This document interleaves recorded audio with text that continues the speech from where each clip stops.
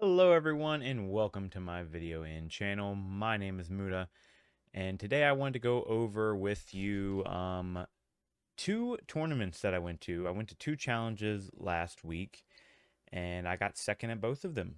Um, as you can see, this is if you've seen my cup win video, this is the exact same deck that I ran um, at the League Cup that I won fairly recently, a couple weeks ago. So I'm not going to go over the deck too much. If you want a more in-depth guide on that, definitely watch my video there. But I just wanted to go over the matches with you and maybe how your games might play out if you were to take this deck or a similar deck to a challenge or a cup. I definitely think Lugia is a really good play in the current format. Shrouded Fable is coming up. I do think that it. I don't think it really loses anything. It doesn't really gain much either, unless you put Pheasantipity in there. But yeah, this is pre-Shrouded Fable format, obviously. So I'll just go over real quick the matchups. So the first round I played. I guess a little backstory. It was a pretty small challenge overall. The first one, it was only about 5 or 6 masters, I believe. But I got there kind of early, and I've been there a couple times before. I've recognized one of the guys playing, and I was sitting next to this other guy, and they were playing. And the one dude was kind of talking, I don't want to say trash about Lugia, but he was like, oh, his deck's really brain dead and all that. Well, he got paired up against me round one, and he was playing Dragapult Pidgeot. Apparently, he was running Enhanced Hammer, though it was prize, so I guess that's lucky for me because I did just I hit him with the Iron Bundle pretty early on and got a knockout with Iron Hands. I was just set up too. I'm pretty sure I Ultra Balled and had the Archeops in the discard turn one. Um, and then late game, he actually Ionoed me for one card, and I top deck Boss for the final prize card. So he just really had a tough time getting set up. I think he only got like one attack off, if that. Like he was definitely not having a good time. Um, but yeah, we got that win. Pretty straightforward. Wasn't anything too crazy. The next round I actually got paired up against the senior player. But because they only had a couple seniors and like one junior there, so they didn't have enough to in their own pod. So they were pulled up with the masters. Um, so this was actually a Lugia mirror. He actually ran the Messagoza, which we both flipped tails on, so it literally never was a factor. But yeah, basically, I only got one Archeops out that game. He got two, and he just kind of steamrolled me from there after knocking out my first Archeops. It happens sometimes. I also don't have as much experience against the Lugia mirror as I probably should. But in that case, I think my best play would have been maybe to wait one more turn and try to get another Archeops in the discard, maybe giving up a prize or two in the process. But that was about the only way I can maybe get it worked out. But he kind of just had the nuts. So, it is what it is. Um, at least the deck only loses the Lugia as well, it seems. Because in my last round, I got paired up against a Raging Bolt player. Um, I had a really good setup, but so did my opponent. We kind of were just in the prize trade, you know. I believe I did get my Cinchino out, which helped with the prize mapping. And I did end up getting an Ampu very much off of, I believe it was his Radiant Greninja. So I got a two prizer there. But weirdly enough, we were getting down to the late game. I had, I believe, two prize cards left. He Professor Sodded, so I knew he wasn't going to Iono or disrupt my hand in any way. I had Boss in hand. But he pulled my Luminion up to try to stall, and I had energy in hand to retreat immediately. But my opponent also put down a Pheasantipity, which was not legal yet at the time of this tournament. And the judge actually saw it not long after he played it. I kind of wasn't paying attention at first. Like I was looking at my hand, like okay, I still got game in hand. I wasn't even paying attention to Fezandipity. So technically, it was an illegal deck list, but I did show my opponent I had boss in hand for game regardless, plus the retreat. So it wouldn't have mattered. But yeah, my opponent was kind of newer there and didn't know the 2 week rule from when a card gets released. Luckily with the last round, so it didn't become a factor. The organizer was like, "Oh, I should have caught that on his deck list," but he didn't get a chance to view everyone's deck list before we started because we were already kind of running late, I think. So yeah, I ended up coming in second at 2-1. The winner was actually a 201 Snorlax player, which um, I'll actually will be reoccurring here in a minute because I actually went to a second challenge, as I said, and I got second in that one too. And this one was with Snorlax Stall. I actually hit up the person. Shout out to Justin for hooking me up with the Snorlax list the night before. I did modify it a bit because he ran the non Chiyu version. Um, so for me, I going into a challenge, I definitely felt like I needed Chiyu EX in the deck because I knew I kind of made a meta call. That like I went to a local challenge that I was pretty familiar with overall. Um, and basically I was expecting no Lugia, so I went with limited Lugia techs. And I was expecting mostly Charizard, Regidrago, Raging Bolt. That's a lot of what I've seen at this locals for the past few weeks that I've been going. So I kind of made the meta call that I would mostly see that. But I also knew that some of the players at this league were fairly newer players, and sometimes the games can get kind of close on time just from people maybe not knowing the right sequencing or just forgetting that they're going back in, so they keep shuffling. Little things like that kind of tend to add up. So I figured the Chi-Yu might help with a more aggressive mill strategy, which I'm more of an aggressive mill player anyway, so that just kind of fits in line with my strategy. So the matchups, my first round, I went against Charizard. Um, I actually was kind of faked out a little bit at first because my opponent had a Lugia plush next to his deck when we were setting up. So I actually thought I was about to face Lugia. So I won the flip. I chose to go first because I thought I was going against Lugia. I mulliganed, and my opponent instantly saw like the flute and the fire energy. He's like, "Oh no, I'm playing against control." Um, so then he he went ahead and set down his Pokemon. He set down two actually, and he flipped over a Charmander and a Pidgey. So I'm like, okay, great, great. So I started with Snorlax. I actually had a Rotom V in hand. I played it on the bench. I instant charged, passed. So my opponent Ultra Balled for a Pidgeot and pretty much ended turn immediately. So I had a feeling, okay, he's got the rare candy, most likely in hand. So my second turn came, I Eeried him and found two rare candies in his hand, and I actually saw a Super Rod in there as well. Um, so he was pretty annoyed after the two rare candies went, and I actually got the Super Rod next turn off another Eerie because I had two Eerie's in the early game. Out of the three, I end up fluting a Lumineon onto the bench, though the opponent did Turrowed up later in the game. Opponent did end up getting the Pidgeot and a Zard out. But after that happened, and he was very, obviously not benching anything else, I went ahead and put down Cornerstone, and I eventually was pinning and basically only had the Cornerstone down. So at that point, he's like, he doesn't have a win condition. He didn't run the canceling cologne.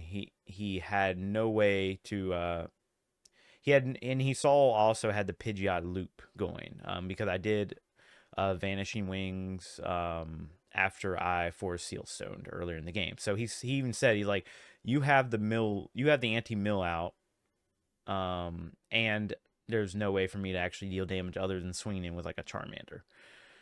So he conceded pretty about midway through the game, I'd say. I appreciate him conceding because he could have possibly pushed that for time if he really wanted to. But he conceded, so I appreciate that.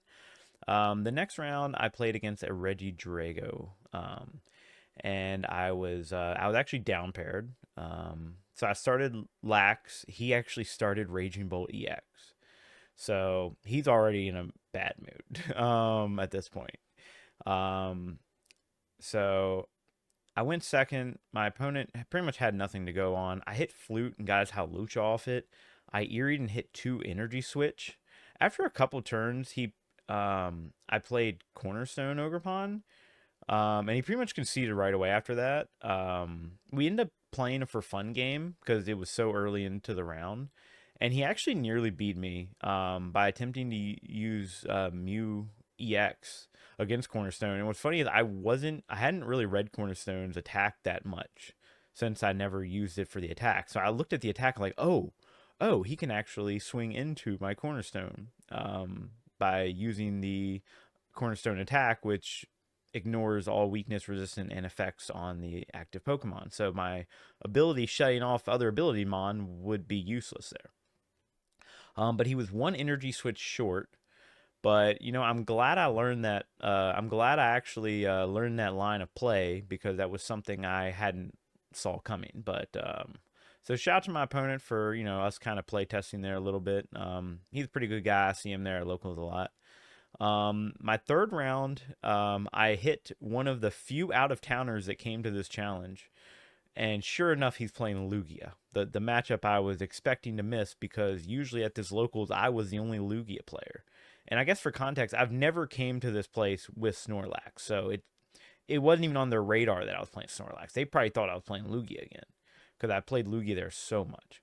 But in the Lugia matchup, I set up a Snorlax. Opponent had to read the wind twice to get his Archeops in the discard, but I hit almost nothing off Misfortune Sisters or Eerie the entire time. He was just hoarding basics in hand with energy. There was nothing I could hit off it. I had the E-Hammer, which was actually kind of a tech in my deck for someone I playtest with who was running Neo Upper into Charizard Dragapult. So I was actually kind of holding the E-Hammer more for that matchup, just in case I hit him, but I never did. But I did get E-Hammer off, but opponent never used Legacy except on Luminion, so he was really careful about that. So I wasn't able to hit the Legacy Energy Hammer, which wouldn't have really mattered at this point. It's a tough matchup regardless, especially cutting. A lot of decks run 3 Sinnoh. I only ran the 1, partially because I didn't have access to the other 2. I actually found them like the day after the event because I couldn't find where I put them.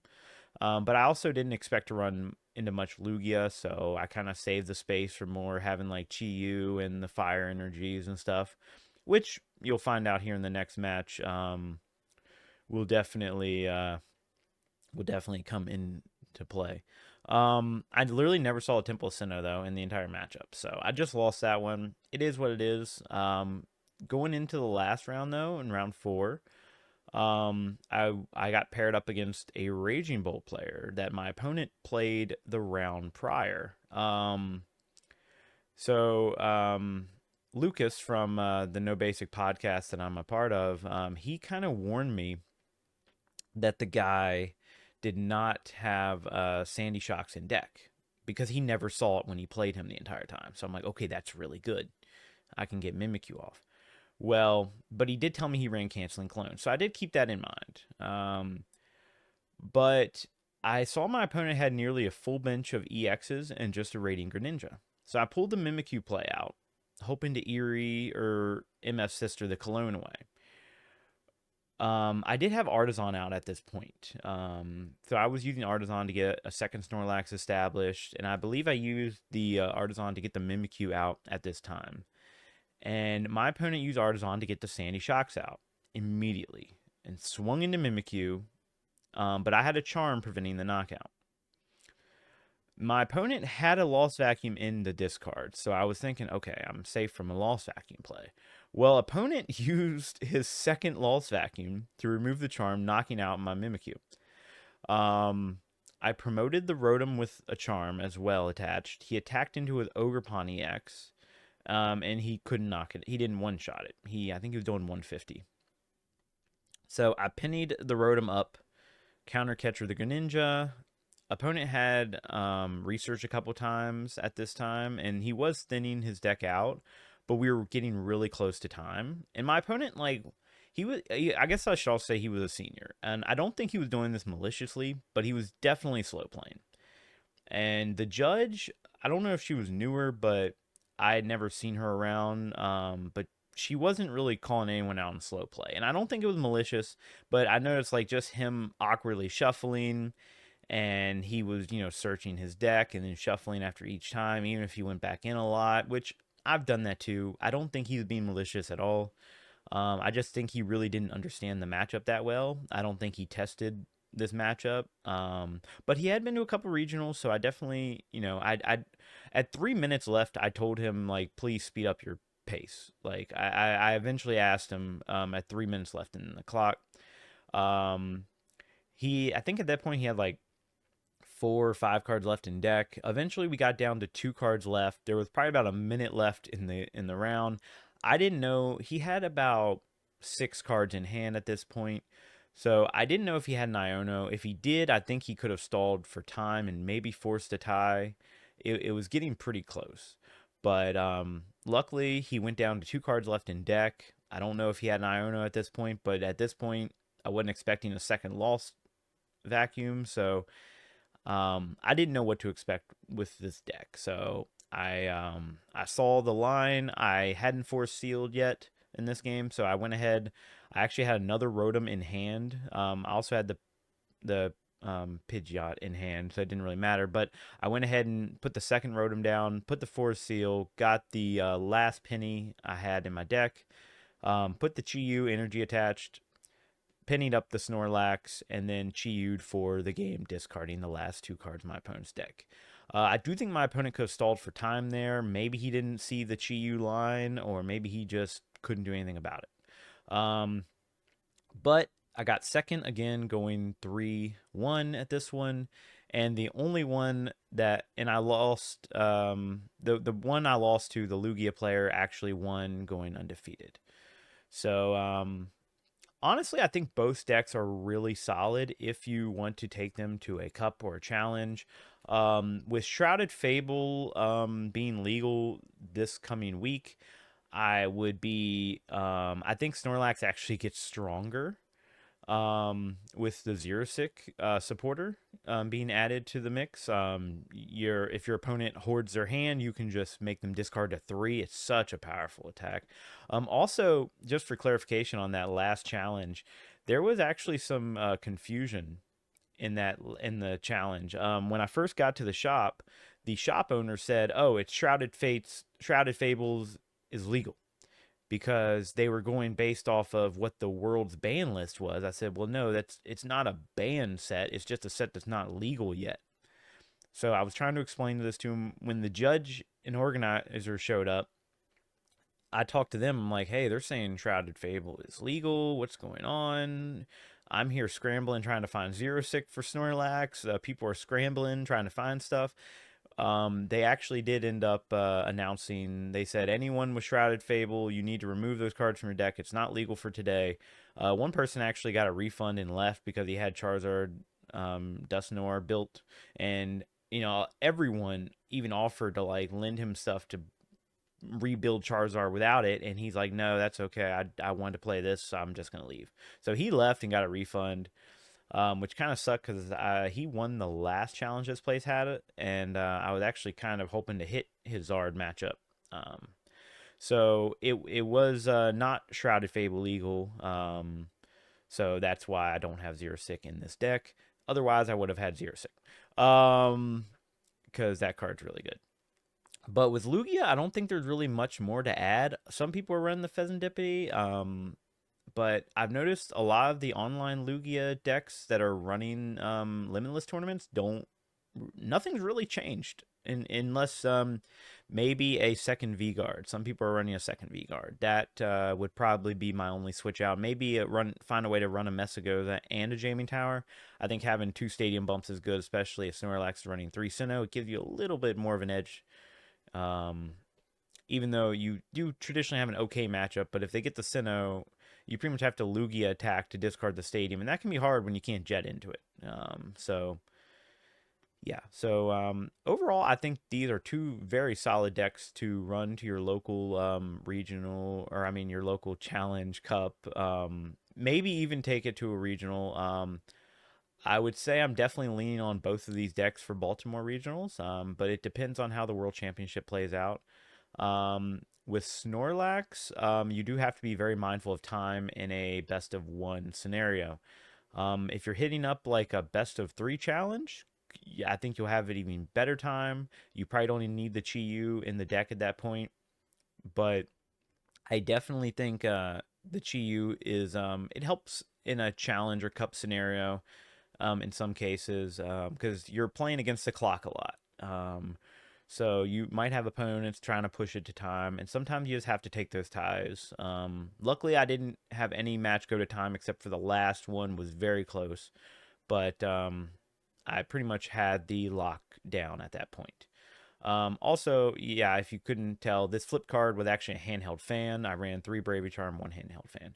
So, yeah, that's it for the matchups. Hopefully you enjoyed the video. Definitely leave a like, comment, and subscribe.